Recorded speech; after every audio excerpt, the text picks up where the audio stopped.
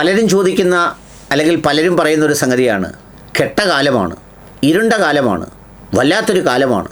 ഈ കാലത്ത് എങ്ങനെ ജീവിക്കും പടച്ചോനെ, എങ്ങനെ ജീവിക്കും ഈശ്വര, എങ്ങനെ ജീവിക്കും കർത്താവേ എന്നൊക്കെ പറഞ്ഞ് ചോദിക്കാറുണ്ട്. സത്യത്തിൽ ഞാൻ പലപ്പോഴും സൂചിപ്പിച്ചിട്ടുള്ളതാണ്, നമ്മൾ ജീവിക്കുന്ന ചുറ്റുപാട്, നമ്മുടെ ഇമ്മീഡിയറ്റ് സറൗണ്ടിങ്, നമ്മുടെ മുന്നിലേക്ക് എത്തുന്ന ആളുകൾ, നമ്മളിൽ നിന്ന് പുറപ്പെടുന്ന ശബ്ദങ്ങൾ, നമ്മളുടെ കൈകളാൽ കുറിക്കപ്പെടുന്ന വാചകങ്ങൾ, നമ്മളുടെ മൊബൈലിൽ ടൈപ്പ് ചെയ്യുന്ന സംഗതികൾ, ഇതെല്ലാം നമ്മുടെ നിയന്ത്രണത്തിലുള്ള സംഗതികളാണ്. ഇതിനെയൊക്കെ സ്വർഗമാക്കണോ നരകമാക്കണോ, കറുപ്പാക്കണോ വെളുപ്പാക്കണോ, തേനാക്കണോ വിഷമാക്കണോ എന്നൊക്കെ തീരുമാനിക്കാനുള്ള അധികാരം അല്ലെങ്കിൽ അതിനുള്ള അവകാശം, അതിനുള്ള അവസരം നമുക്ക് തൽക്കാലമുണ്ട് എന്നുള്ളതാണൊരു സത്യം.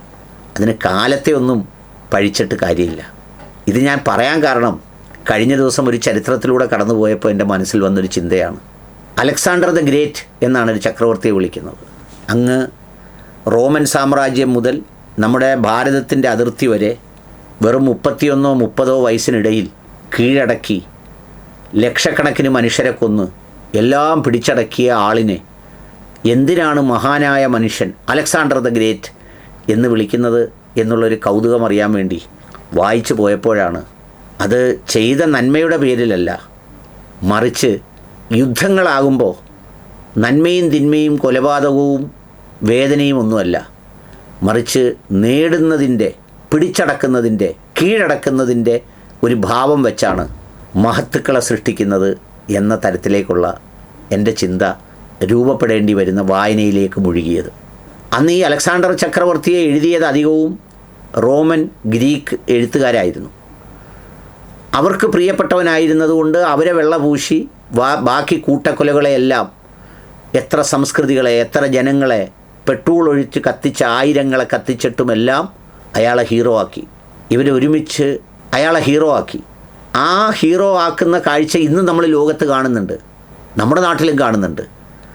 എത്ര പേരെ ദ്രോഹിക്കുന്നു, എത്ര പേരെ ഉന്മൂലനം ചെയ്യുന്നു, എത്ര പേരെ നശിപ്പിക്കുന്നു എന്നുള്ളതല്ല, ആ നശിപ്പിക്കപ്പെടുന്നവൻ്റെ ജാതി നമുക്കിഷ്ടമല്ലാത്തതാണോ, നശിപ്പിക്കപ്പെടുന്നവൻ്റെ രാഷ്ട്രീയം നമുക്കിഷ്ടമല്ലാത്തതാണോ, നശിപ്പിക്കപ്പെടുന്നവൻ്റെ വേറെന്തെങ്കിലും തരത്തിലുള്ള സംഗതികൾ നമുക്കിഷ്ടമല്ലാത്തതാണോ, എങ്കിലിത് ആഘോഷിച്ച് കളയാം, ഹീറോ ആക്കി കളയാം എന്ന് ചിന്തിക്കുന്ന ആളുണ്ട്. ഇതേ കാലഘട്ടത്തിൽ, ഇതേ സന്ദർഭത്തിലാണ് ഡയോജനിസ് എന്ന് പറയുന്ന ഒരു മനുഷ്യനും ജീവിക്കുന്നത്. ഏത് ഡയോജനിസ്? ഏഥൻസിൻ്റെ തെരുവിലൂടെ, ഗ്രീസിലെ ഏഥൻസിൻ്റെ തെരുവിലൂടെ പട്ടാപ്പകൽ ഒരു ചൂട്ടും കത്തിച്ചുകൊണ്ട് ഞാനൊരു മനുഷ്യനെ തേടിപ്പോകുന്നു എന്നുറക്കെ പറഞ്ഞുകൊണ്ട് സഞ്ചരിച്ച ഡയോജനിസ്. സത്യത്തിൽ പട്ടാപ്പകൽ ഉച്ചയ്ക്ക് ചൂട്ട് കത്തിച്ചു കൊണ്ടുപോകുന്ന ഒരാളിനെ നോക്കി അവനെ ഭ്രാന്തൻ എന്ന് വിളിക്കാനാണല്ലോ നമുക്കിഷ്ടം, ഇന്നും ഇഷ്ടം. പക്ഷേ ആ പട്ടാപ്പകൽ ചൂട്ടും കത്തിച്ചു കൊണ്ടുപോകുമ്പോഴും ഞാനൊരു മനുഷ്യനെ തേടിയാണ് പോകുന്നത് എന്ന് പറഞ്ഞതിൻ്റെ പൊരുൾ, മറുവശത്ത് വളരെ ക്രൂരമായ പ്രവൃത്തികൾ അരങ്ങേറുമ്പോഴും ഒന്നെങ്കിൽ നിശബ്ദത കൊണ്ട്, അല്ലെങ്കിൽ നിസ്സംഗത കൊണ്ട്, അല്ലെങ്കിൽ എനിക്കെന്ത് ഛേദമെന്നോർത്ത്, അല്ലെങ്കിൽ വേറെന്തെങ്കിലും ഭയത്തിൽ മിണ്ടാതിരിക്കുന്നവർ, അനീതിക്കൊപ്പം ചേരുന്നവർ, നിശബ്ദരായിരിക്കുന്നവർ, സ്വാർത്ഥ ലാഭത്തിന് മുഴുകുന്നവർ, എവരാരും മനുഷ്യരല്ല എന്ന ഉറച്ച ബോധത്തിലാണ് ഡയോജനിസ് സഞ്ചരിച്ചു പോയത്. ഡയോജനിസിൻ്റെ പിതാവ് വലിയ സമ്പന്നനായിരുന്നു, കോടീശ്വരനായിരുന്നു. മാതാവിനെക്കുറിച്ച് വായനയിലങ്ങ് ശ്രദ്ധയിൽപ്പെട്ടില്ല. ആ ഡയോജനിസ് അവസാനം എന്തു ചെയ്തു? ആ കുടുംബത്തിൽ ഒരുപാട് കടവും ബാധ്യതയും പ്രയാസങ്ങളുമൊക്കെ ഉണ്ടായി. ഡയോജനിസ് തെരുവിലെ ഒരു വീപ്പയിൽ ജീവിച്ചു. ഒരു വീപ്പയിലാണ് കഴിഞ്ഞുകൂടിയത്, ഒരു സൗകര്യങ്ങളുമില്ലാതെ, ഒരു സംഗതികളുമില്ലാതെ. അലക്സാണ്ടർ പിതാവ് മാസിഡോണിയയിലെ പ്രതാപിയായ രാജാവായിരുന്ന ഫിലിപ്പ് രണ്ടാമനായിരുന്നു. അദ്ദേഹം മികച്ച സൈനിക തന്ത്രജ്ഞനായിരുന്നു. അലക്സാണ്ടറുടെ വിജയങ്ങൾക്ക് വഴിയൊരുക്കിയത് സ്വന്തം പിതാവിൻ്റെ സൈന്യമായിരുന്നു. മാതാവിൻ്റെ പേര് എപ്പിറസ് എന്ന രാജ്യത്തെ രാജകുമാരിയായിരുന്ന ഒളിമ്പിയാസ് എന്ന് പറയുന്നതായിരുന്നു അലക്സാണ്ടറിൻ്റെ അമ്മ. വളരെ ആത്മീയതയുള്ള ആളായിരുന്നു, ശക്തമായ ദേശക്കാരിയായിരുന്നു. അലക്സാണ്ടർ ഒരു സാധാരണ മനുഷ്യനല്ലെന്നും ഗ്രീക്ക് ദൈവമായ സിയൂസിൻ്റെ മകനാണെന്നും അവർ ആ മകനെ വിശ്വസിപ്പിച്ചിരുന്നു. ഇതിലെല്ലാം ചിന്തിക്കുന്നവർക്ക് ദൃഷ്ടാന്തങ്ങളുണ്ട്. പഠിക്കാൻ പാഠങ്ങളുണ്ട്. അലക്സാണ്ടർക്ക് സഹോദരനും സഹോദരിയും ഉണ്ടായിരുന്നു. ക്ലിയോപാട്ര ഒരു സഹോദരിയാണ്.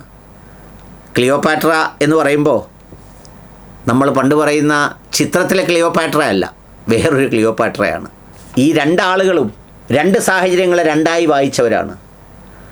ഒന്ന്, പ്രതാപിയായ അച്ഛൻ തകർന്നതിൽ നിന്ന് ആ സാഹചര്യത്തെ മനസ്സിലാക്കി ലളിതവും വിനയവുമുള്ള ദർശനമുള്ള ഒരാളായി ഡയോജനിസ് മാറി.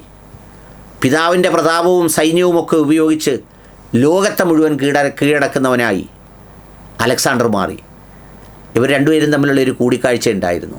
അലക്സാണ്ടർ ചക്രവർത്തി ഡയോജനിസിനോട് ചെന്നിട്ട് ചോദിച്ചു, അല്ലയോ ഡയോജനിസ്, ഈ ലോകം മുഴുവൻ കീഴടക്കിയ ഞാനിതാ നിങ്ങളുടെ മുന്നിൽ വന്നിരിക്കുന്നു.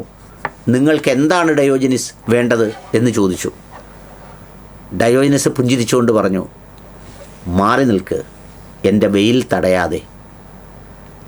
ഞാൻ ഈ വീപ്പയ്ക്കരികിൽ വെയിലേറ്റാണ് ജീവിക്കുന്നത്, വെയിലേറ്റ് കിടക്കുകയാണ്. നിൻ്റെ ഈ സാന്നിധ്യം എനിക്കുള്ള ഈ പ്രകൃതിയുടെ വെയിലിനെ, ചൂടിനെ നീ തടയുകയാണ്, നീ മാറി നിൽക്കാൻ പറഞ്ഞു. സിമ്പിളാണ് അതിൻ്റെ സന്ദേശം. എന്താ, നിൻ്റെ സാന്നിധ്യവും നീ തരുന്നതൊന്നും എനിക്കൊരു, ഇന്നത്തെ പൊളിറ്റിക്കലി ഇൻകറക്റ്റ് വാക്കുകളിൽ പറഞ്ഞാൽ, ഒരു മുടിയുമല്ല എന്നാണ് ഡയോജനിസ് പറഞ്ഞത്. അലക്സാണ്ടർ ചക്രവർത്തി പിന്നീട് ഈ കൂടിക്കാഴ്ചയെക്കുറിച്ച് പറഞ്ഞത് എന്തായിരുന്നു അറിയോ? ഞാൻ ഈ അലക്സാണ്ടർ ആയില്ലായിരുന്നുവെങ്കിൽ ഒരുപക്ഷെ ഡയോജനിസ് ആകാൻ വല്ലാതെ കൊതിച്ചു പോയേനെ. ഇനി ചരിത്രത്തിൽ ഇതിനകത്തൊരു ആവർത്തനം കൂടിയുണ്ട്. ഇത്രയുമൊക്കെ വെട്ടിപ്പിടിച്ച, ഇത്രയുമൊക്കെ സൃഷ്ടിച്ച, ഈ ഗ്രേറ്റ് എന്നെല്ലാവരും കൂടി എല്ലാ കൊള്ളരുതായ്മകളും അടിക്കുറിപ്പ് എഴുതിയ അലക്സാണ്ടർ 32-ാമത്തെ വയസ്സിൽ മരിച്ചു. കാരണം വെറുമൊരു പനി. ഡയോജനിസ് 85 മുതൽ 90 വയസ്സ് വരെ പ്രായമുണ്ടായിരുന്നു എന്ന് പറയുന്നു മരിക്കുമ്പോൾ. രണ്ടുപേരും മരിച്ചത് ഒരേ വർഷമാണ്. എൻ്റെ ഓർമ്മ ശരിയാണെങ്കിൽ BC 323 324 ആണെന്നാണ് എൻ്റെ ഓർമ്മ. അപ്പോഴാണ് രണ്ടുപേരും മരിക്കുന്നത്. അലക്സാണ്ടർ ജീവിച്ചിരുന്ന സമൂഹത്തിൽ ഡയോജനിസായി ജീവിക്കാൻ ഡയോജനിസിന് ഒരു പാടും ഉണ്ടായിരുന്നില്ല, ഒരു പ്രയാസം ഉണ്ടായിരുന്നില്ല. നമ്മളും ചിലപ്പോഴെങ്കിലുമൊക്കെ തോന്നാറില്ലേ, നട്ടുച്ചയ്ക്ക് പന്തം കൊളുത്തി ഇറങ്ങണം ഡയോജനിസിനെ പോലെ മനുഷ്യനെ തേടിയെന്ന്. അതിനിറങ്ങുന്നതിന് മുമ്പ് നമ്മളും കണ്ണാടിയുടെ മുന്നിൽ നിന്ന് നോക്കണം, നമ്മളൊരു മനുഷ്യനാണോ എന്നുകൂടി.